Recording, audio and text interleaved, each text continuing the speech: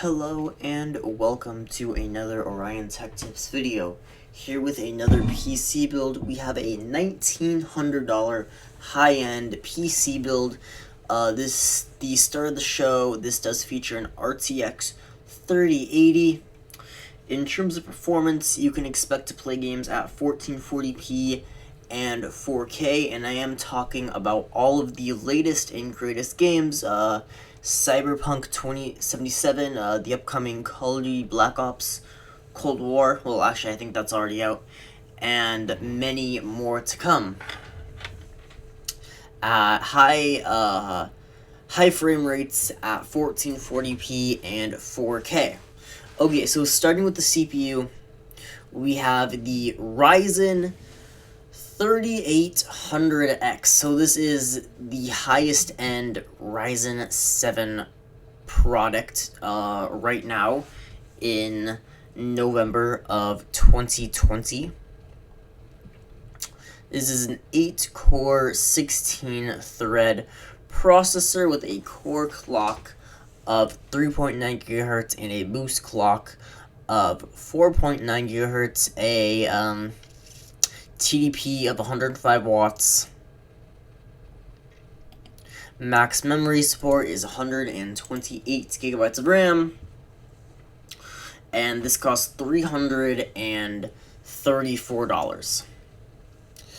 Okay, to cool that, unlike last build, we are actually going with a cooler, so you can get very high clock speed. So we are going with the Corsair H100i. This is a high-end cooler. It's going to drop the degrees so you can get way better performance, and it does support the Corsair software. So with all the cool RGB lights, this should look very, very nice. Okay, for the motherboard, we went with the Asus TUF Gaming X570 Plus.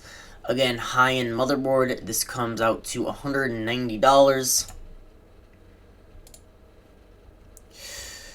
And the specs of the motherboard, it supports 128 gigabytes of RAM up to 4400 megahertz Crossfire SLI, 4 memory slots, Wi-Fi, good sound chip. Really, really good. Okay, for RAM, we went with Corsair Vengeance LPX 32 gigabytes to 16 gigabyte sticks, so you can upgrade later, and 3600 megahertz. So if you do need more than 32, I would say 32 gigabytes for gaming is all that you need. And I have 32 gigabytes of RAM, and I can still play high-end games while live streaming it. I can record footage, I can edit the footage just fine with 32 gigabytes of RAM. But if you are, if you have, some fancy $10,000 camera that records at, 4K, at, 500 frames per second, or, something crazy, you will need more than 32 gigabytes of RAM.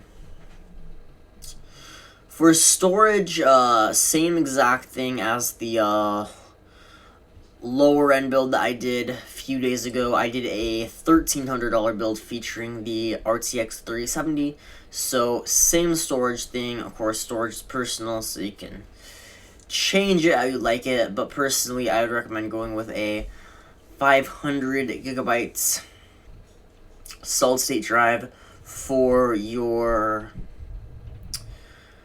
operating system, like your browser of choice, and your editing software, and your recording software, sound software, any thing that you use a lot. Gaming, it's a little bit too small for that, but for games, movies, songs, videos, that is what the 4TB Seagate Barracuda for $90. That's what that is for.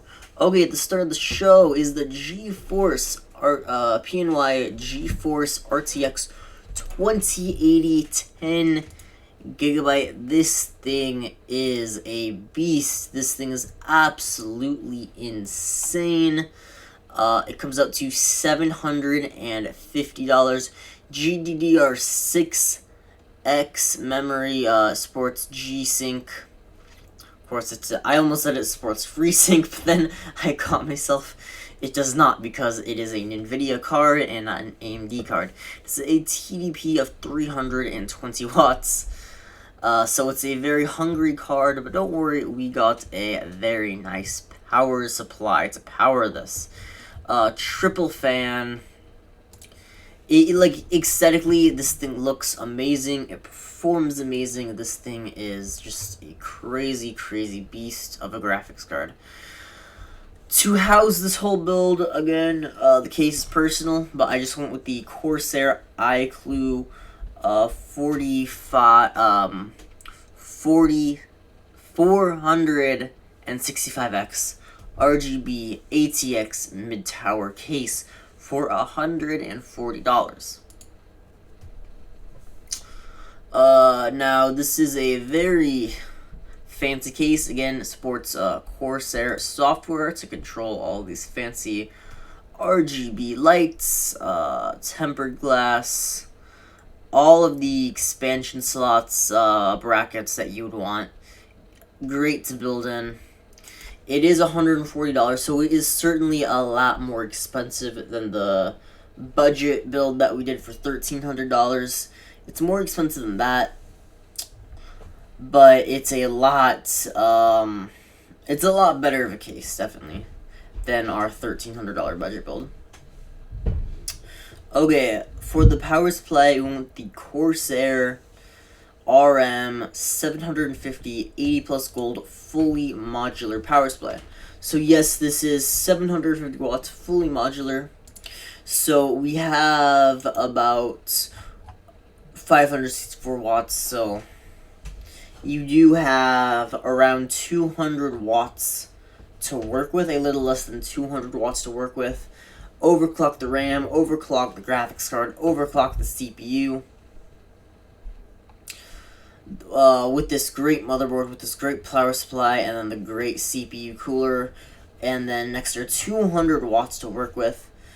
You could have definitely gone with like a 600 watt power supply instead of like a 750, but then you wouldn't really have much room to work with for overclocking. So with this, you can do plenty of overclocking. Okay, so yeah, this concludes the part 2, I guess, or the RTX 3080 build. But we are definitely doing a all-out, no compromises RTX 3080 Ti gaming PC build. So if you are excited for that, make sure you drop this video a thumbs up. Stay tuned for that. Subscribe to the channel. Hit post notifications so you will be the first one to get notified when I do drop my next PC build with the RTX 3080 Ti. It's going to be epic, but make sure you stay tuned until then. Anyways, until the next video, I'm out. Peace out.